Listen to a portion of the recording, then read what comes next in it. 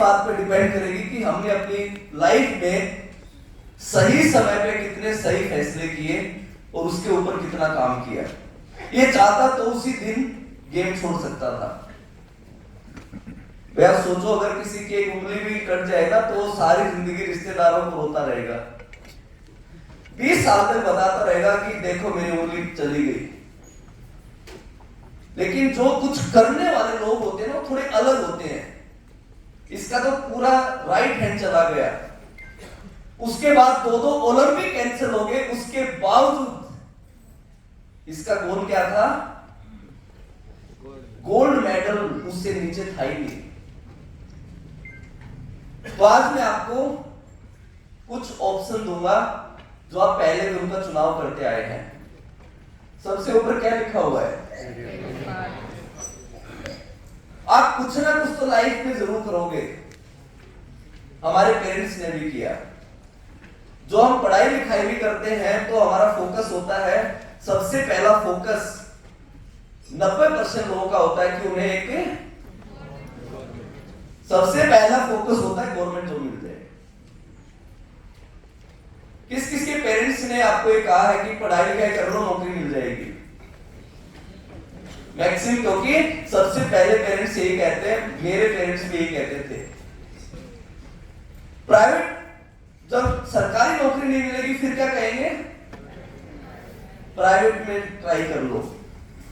और एक नौकरी लेने के लिए हम लगभग 18 से 20 साल, नर्सरी से लेके और पोस्ट ग्रेजुएशन तक लगभग 20 साल पढ़ाई करते हैं। करते कि नहीं करते? क्या दिल्ली में तो बहुत जबरदस्त कॉलेज है। क्या कोई ऐसा कॉलेज है जो गारंटी लेता हो कि मेरे यहां से डिग्री मिलते आपको 20,000 रुपए नौकरी मिल जाएगी? एक वर्ड है जिसकी वजह से हम 20 साल पढ़ाई करते हैं और उसका नाम है उम्मीद। एक होप है कि शायद मैं पढ़ लिख के कुछ नौकरी कर लूंगा, मुझे नौकरी मिल जाएगी। लेकिन जब मैं नौकरी के लिए जाता हूं तो मेरे जैसे हजारों बच्चे होते हैं उस वैकेंसी के लिए। और ये तो डाटा बताता है कि दुनिया की कोई भी सरकार कुछ ही परसेंट लोगों को नौकरी दे सकती है, 4-5% लोगों को ही नौकरी दे सकती है। तो जिनको नौकरी नहीं मिलती या जिनके पेरेंट्स के छोटे मोटे कोई बिजनेस है तो वो दूसरा ऑप्शन अपनाते हैं। कोई कपड़े की दुकान खोल लेगा, कोई बैटरी बेचने लग जाएगा, कोई फास्ट फूड खोल लेगा, कोई कॉफी शॉप खोलेगा, छोटे मोटे बिजनेस। और आप देख रहे हैं कि छोटे मोटे बिजनेस पे इस टाइम सबसे ज्यादा कंपटीशन है। नौकरी में कम से कम महीना खत्म होने के बाद कुछ पैसे तो आएंगे, सैलरी तो आएगी, यहां तो गारंटी नहीं है। सबसे पहले तो क्या चाहिए? पैसे चाहिए लगाने के लिए। उसके बाद 5 साल, 10 साल, 15 साल, काफी लोगों की तो पूरी पीढ़ी निकल गई है अपनी दुकान को सेट करने में। और ये जितने भी पर्सन है रोज सुबह अपनी दुकान खोलेंगे, रोज रात को घर आएंगे, फिर सुबह खोलेंगे, ये कभी भी नेगेटिव चर्चा नहीं करेंगे क्योंकि पैसे लगे हुए हैं। जब तक हम किसी भी काम को एज ए कैरियर नहीं लेंगे, हम उसको अपना 100% नहीं देंगे। जमाना बदल रहा है, अब एक और प्रोफेशन एज ए कैरियर आ चुका है जिसका नाम है स्पोर्ट्स।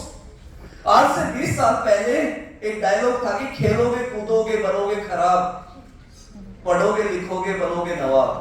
अब थोड़ा उल्टा हो गया, खेलोगे कूदोगे बनोगे नवाब, ये डायलॉग आजकल ज्यादा चलता है। पिछले 20 साल में 100 गुना हमारे देश में एकेडमी बढ़ी है, मोर देन 100 टाइम्स। आप दिल्ली एनसीआर में देखेंगे तो आपको हजारों एकेडमी मिल जाएंगी अलग अलग स्पोर्ट्स की, चाहे वो बैडमिंटन है, चाहे रेसलिंग है, चाहे बॉक्सिंग है, चाहे क्रिकेट है। और आज लगभग 1 करोड़ बच्चे हमारे देश में स्पोर्ट्स में अपना कैरियर बनाते हैं। लेकिन डिसाइड कर लेते हैं कि मेरा ये वाला बच्चा आईएएस आईपीएस नहीं बनेगा, इंजीनियर नहीं बनेगा, मैं इसको स्पोर्ट्स में डालता हूं। और जब वो कोच के पास लेके जाते हैं तो कोच कहता है कि अगर आपका 10 साल का विजन है तभी इसको छोड़ के जाना। कितने साल का? 10 साल। और हर साल का उनका खर्चा कम से कम 2-2.5 लाख रुपए है। एक बच्चे का खर्चा 2-2.5 लाख रुपए है और 10 साल। आपको पता है पिछले ओलंपिक में कितने मेडल आए थे?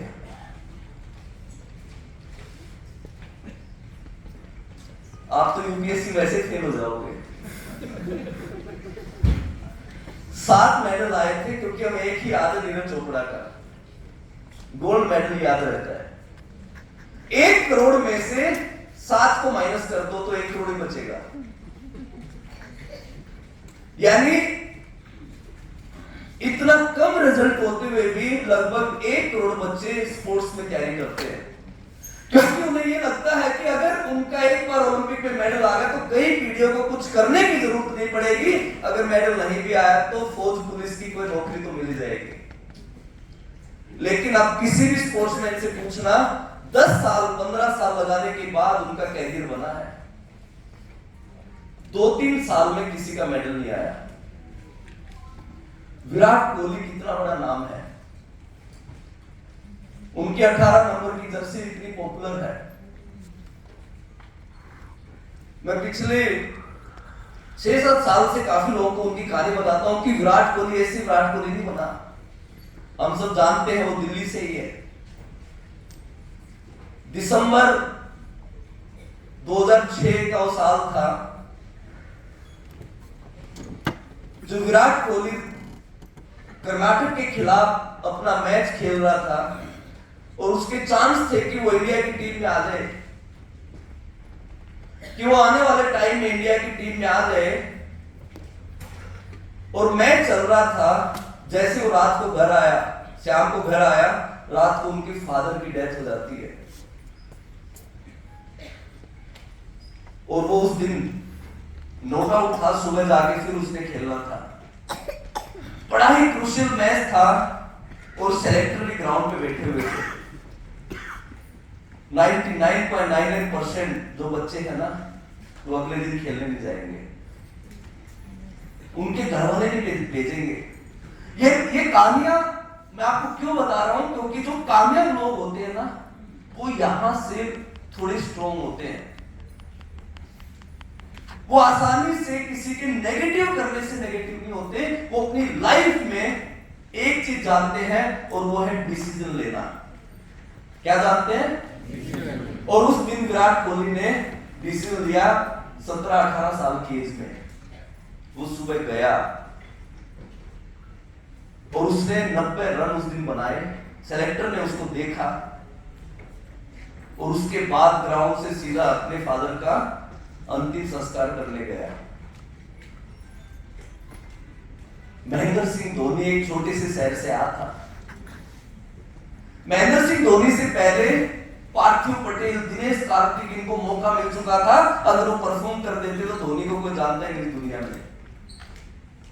लेकिन जैसे धोनी को मौका मिला, उसने उस मौके को अपने घर पे पकड़ के बिठा लिया और आपने देखा कि कितना बड़ा स्टार बना महेंद्र सिंह धोनी। एक कामयाब आदमी वो होता है जो सबसे पहले डिसीजन लेता है और फिर अपने डिसीजन के लिए अपनी 100% मेहनत करता है और रोज रोज वो कभी नेगेटिव नहीं होता और अपने प्रोफेशन को एज ए कैरियर लेता है। आज हम जिस बिजनेस की बात करेंगे वो वेस्टेज बिजनेस। ये भी आपके लिए कैरियर अपॉर्चुनिटी है। जैसे आप नौकरी के लिए मेहनत करते हैं, पढ़ाई करते हैं, दुकान के लिए करते हैं, स्पोर्ट्स के लिए करते हैं, अगर आपने अपने 5 से 10 साल इस बिजनेस को दिए तो आपकी कई पीढ़ियों को कुछ करने की जरूरत नहीं पड़ेगी।